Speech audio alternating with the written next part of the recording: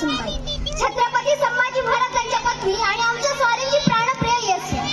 शिर्क्यांनी आगळी केली म्हणून शिर्क्यांचा वाडा जप्त करायला आलेल्या आबासाहेबांची नजर कमरेवर हात ठेवून चाकरांना सामान बांधण्यासाठी सांगणार एका चिमुरडीवर पडली आणि त्या चिमुरडीची शिस्त स्वच्छता पाहून आबासाहेबांच्या मनात विचार डोकावला. ही चिमुरडी माझ्या शंभूची पत्नी झाली तर, आणि ती चिमुरडी म्हणजे आम्ही स्वराज्याच्या महाराणी झालो. शंभूराजे म्हणजे जळजळ आणि खारा राग अनावर झाला की रुद्र प्रताप धारण करणाऱ्या स्वारींना सांभाळताना माझी जणू अग्नी परीक्षाच व्हायची.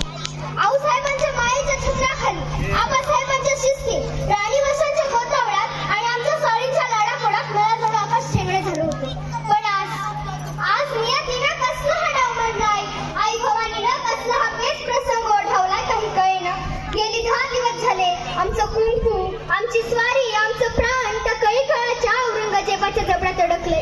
काय करावं काहीच कळेना. आम्ही स्वतः चिलकत घालून घोड्यावर ठाण मांडून निघालेलो आमच्या स्वारींना वाचवायला, पण आम्हाला अडवलं. आम्ही विचार केला, रामराजे धाकटे, लहान, नकळते, स्वारींच्या मागे स्वराज्य राखावं लागेल आम्हाला. स्वारींच्या मागे स्वराज्य राखणं हे आमचं परम कर्तव्य आहे.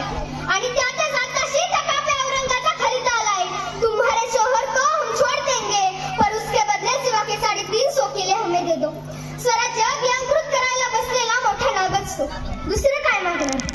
आणि दुसरीकडे आमच्या स्वारींचा आलेला आदेश, येसू, आम्ही कळविल्याप्रमाणे कळीकाळाशी मुकाबला करायला सज्ज राहा. आबासाहेबांनी महाराष्ट्राच्या कपाळावर गोंदलेले हिंदवी स्वराज्याचं गोंधळ कायम राहण्यासाठी प्रसंगी आपली कुंकू पुसायची तयारी ठेवा. आम्हाला विसरा, स्वराज्य सांभाळा.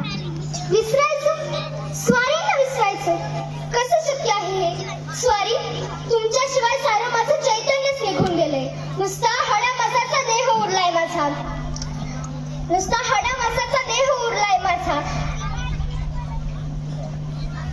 राजे, मला आठवतंय, लहानपणी भातुकलीच्या खेळामध्ये मी तुम्हाला विचारलं होतं. रामायणात सीतेला पळून नेलं आणि राम मात्र एकटाच कुटीत राहिला.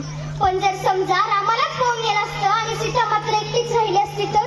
त्यावर तुम्ही म्हणाला होता, छे ग, असलं दुष्ट रामायण लिहायचं धाडस त्या कळीकाळाला तरी होईल का? पण राजे, हे घडलं आणि आपल्याच बाबतीत घडलं. माझ्या रामालाच पळून नेलंय आणि मी मात्र एकटी इथे बसून राहिली. स्वराज्याची धुरा आता आमच्याच हातात, त्यामुळे सर्वांसमक्ष आश्रय घ्यायची मुभाही नाही हो राजा आम्हाला. पण आज निर्णय तर घ्यावाच लागेल. 350 किल्ले की आमचं कुंकू.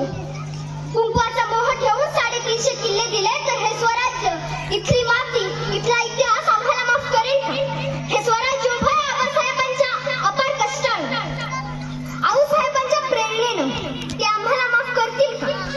स्वराज्य राखण्यासाठी गेली 9 वर्षे सह्याद्रीच्या कडाकपारातून वाऱ्यासारखं घोंगावणारे वादळ म्हणजे शंभूराजे, ते आम्हाला माफ करतील का? हे स्वराज्य उभं आहे मावळ्यांच्या बलिदानावर, त्यांच्या रक्ताचा अभिषेक वेळोवेळी झाला या मातीवर. ते मावळे आम्हाला क्षमा करतील का? 350 किल्ले म्हणजे जणू स्वराज्यच, आणि हे स्वराज्य औरंगजेबाच्या हाती दिलं तर आम्ही तरी स्वतःला माफ करू शकू का?